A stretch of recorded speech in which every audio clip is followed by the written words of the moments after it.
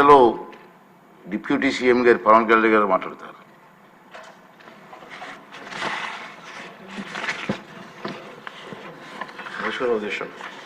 అవకాశం ఇచ్చినందుకు ముందుగా ముఖ్యమంత్రి గారికి, గౌరవ ముఖ్యమంత్రి గారికి ఈ ఎక్సైజ్ పాలసీ మీద ఈ శ్వేతపత్రాన్ని సమర్పించిన విధానం చాలా లోతుగా ఉంది, సమగ్రంగా ఉంది. ముఖ్యంగా ఈ ఎక్సైజ్ పాలసీకి సంబంధించి గత 5 సంవత్సరాల్లో ఎలాంటి సమస్యలు ఉన్నాయి, ప్రజలు ఎలాంటి బాధలు పడ్డారు, ముఖ్యంగా ఈ ఇలా కల్తీ సారా తాగి, ఇలాంటి ఇలిసిట్ లిక్కర్ తాగి, వారి ప్రైవేట్ బ్రాండ్స్ తాగి ప్రజలు ఏ స్థాయికి వెళ్ళిపోయారు అనేది ప్రత్యక్షంగా నేను కూడా చాలా నా దగ్గరికి వచ్చి చాలా సమస్యలు చెప్పుకున్నారు ప్రజలు. ముఖ్యంగా గుంటూరు నుంచి ఒక బాధితురాలు వచ్చి భర్తను తీసుకొచ్చింది. భర్తను తీసుకొచ్చి నా భర్త నన్ను కొట్టేస్తున్నాడు, మీరు మాట్లాడండి, వీళ్ళు మందు తాగిని చెప్పి ఆవిడ పాపం బాధపడుతుంటే ఉన్న దెబ్బలు చూపించింది. భర్తను అడిగితే భర్త ఏమన్నాడంటే, నేను ఎప్పుడు ఇలా చేసేవాడిని కాదు, మందు తాగగానే నాకు అట్లా అయిపోతుంది, ఇది నర్వస్ డిజార్డర్ వచ్చేస్తుంది, న్యూరలాజికల్ డిజార్డర్ వచ్చేస్తుంది అనేది తర్వాత దీంట్లో తెలియదు అధ్యక్ష. ఒకసారి అంటే ఇది ఇంకా విష్ణుకుమార్ రాజు గారు చెప్పినట్టుగా ఇది ఇంకా 3,000 కోట్లుగా చాలా లోతైన దోపిడీ జరిగింది. దీంట్లో లాస్ ఆఫ్ కన్సిడరబుల్ రెవెన్యూ దాదాపు 18,860 కోట్ల 51 లక్షలు అనేది ప్రాథమికంగా తేలింది. దీంట్లో అంటే ప్రజలకు కావాల్సిన డబ్బు, ప్రజలకి రావాల్సిన డబ్బు ఇవన్నీ కూడా ఎక్కడికి వెళ్ళిపోయినాయి. నిన్న ప్రధానమంత్రి గారు మనకి కేంద్రం బడ్జెట్లో మనకి 15,000 కోట్లు ఇవ్వగానే ఇందాక గౌరవ ముఖ్యమంత్రి గారు చెప్పినట్టుగా మనం అందరం చాలా ఆనందపడ్డాం.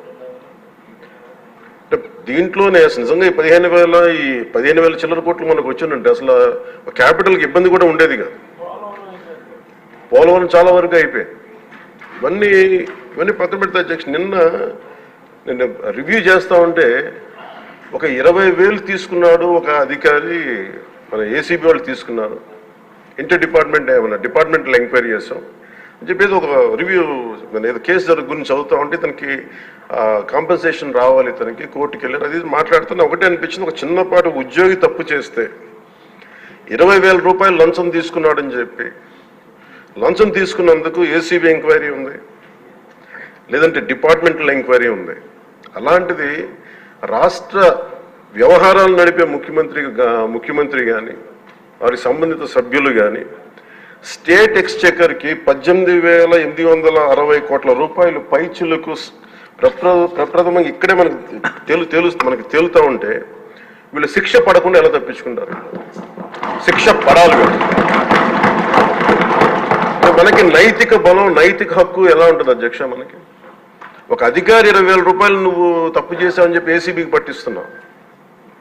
వీళ్ళేమో దారుణంగా 18,000 కోట్లు అటు ప్రజల్ని కనీసం వాళ్ళ క్వాలిటీలు మన లిక్కర్ మనకి తాగాలని చెప్పి ఎవరిని మనం కూర్చోబెట్టి మనం పెంపొందించట్లా. ఓకే, ఒక వ్యసనం అనుకోండి, దానికి ఏదైనా పేరు పెట్టుకోండి. ముఖ్యంగా మనకి మద్యపాన నిషేధం అనేది చాలా చాలా కష్టమైన విషయం, ముఖ్యంగా ఆంధ్రప్రదేశ్.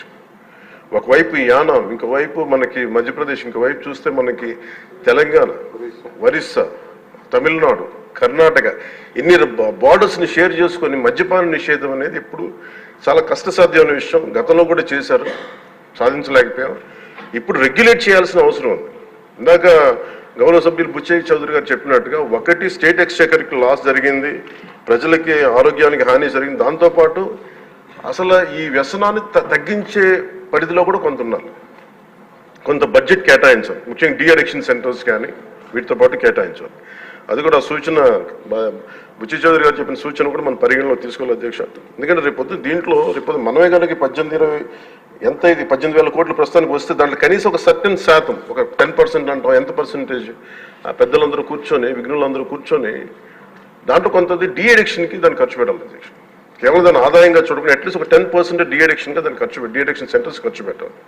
కానీ అన్నిటికంటే కూడా ఈ రోజున మన గౌరవ ముఖ్యమంత్రి గారు చెప్పింది, వీళ్ళని ఎలా ఇన్వెస్టిగేషన్ అంటే అలిగేషన్స్, దీంతో ఎండ్ అయింది ఈ ప్రజెంటేషన్. ఇదే కనుక ఈ రోజున మనకి క్లాప్ మిత్రాస్కి ఈరోజు డబ్బులు లేక వారికి అలాగే పంచాయతీ బోర్డులో దాదాపు 9 నెలల నుంచి మనకి జీతభత్యాలు లేక ఒక 59 మంది నలిగిపోతా ఉన్నారు. అలాగే ఫీజు రీయింబర్స్మెంట్ లేక విద్యార్థులు నలిగిపోతా ఉన్నారు.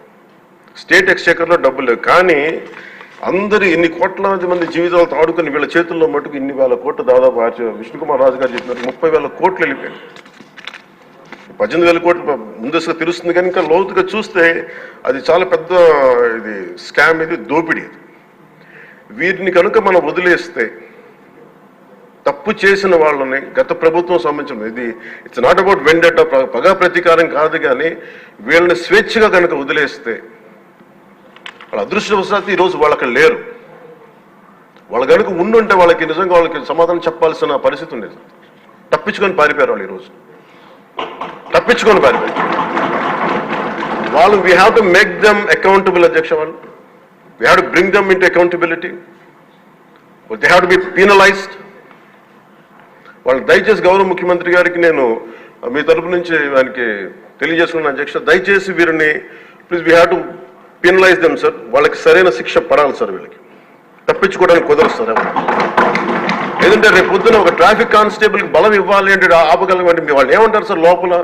నేను చిన్నపాటి కానిస్టేబుల్ అయితే నాకేమనిపిస్తుంది, మీరు పెద్దోళ్ళు అయితే వదిలేస్తారు, మమ్మల్ని అయితే పట్టుకుంటారంటారు సార్. మనకు రూలింగ్కి, గవర్నెన్స్కి, అడ్మినిస్ట్రేషన్కి నైతిక బలం పోతుంది అధ్యక్ష. ఐ రిక్వెస్ట్ యూ, నేను మిమ్మల్ని ఉద్దేశించి అందరినీ హౌస్ మెంబర్స్ గౌరవ సభ్యులందరినీ గౌరవ ముఖ్యమంత్రి గారిని అడుగుతున్నాను అధ్యక్ష మీ ద్వారా. They have to be punished and they have to be penalised whoever they are. ఇది వెండెటా, పగ ప్రతీకారాలతో కాదు, కానీ we promised that we will bring back accountability. We promised we were going to give a clean and clear governance. We have to live up to it. Thank you. ముఖ్యమంత్రి గారు sir, ముఖ్యమంత్రి గారు సమాధానం sir.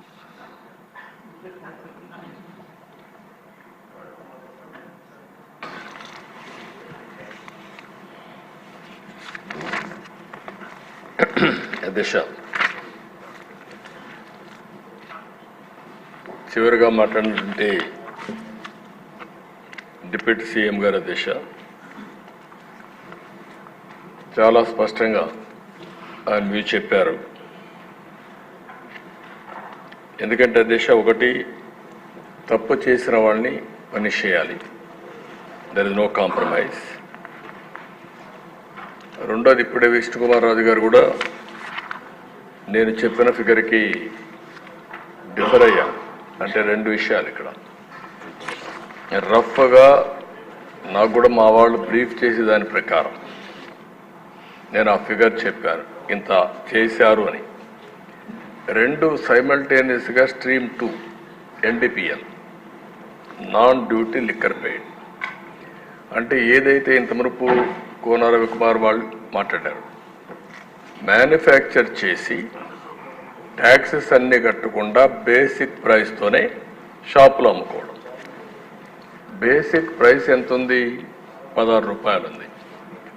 220 రూపాయలు చేసే బాటలు 16% అంటే 40 రూపాయలు దగ్గర దగ్గర. ఎంత మిగిలిన దాంట్లో మొత్తం కలిసి 180 పైన మిగులుతుంది ఒక బాటల్కి. గవర్నమెంట్కి వచ్చేది, వాళ్ళకు పోయేది 16 రూపాయలు 100 రూపాయలకి, మిగిలింది గవర్నమెంట్కు 84% వస్తుంది. అలాంటిది పెద్ద ఎత్తున జరిగిందని నేనే చెప్పాను, లెక్కలు చెప్పాను. ఈ 2 స్ట్రీములు లెక్కేసుకుంటే ఎంత జరిగిందో మనకు ఒక ఐడియా వస్తుంది.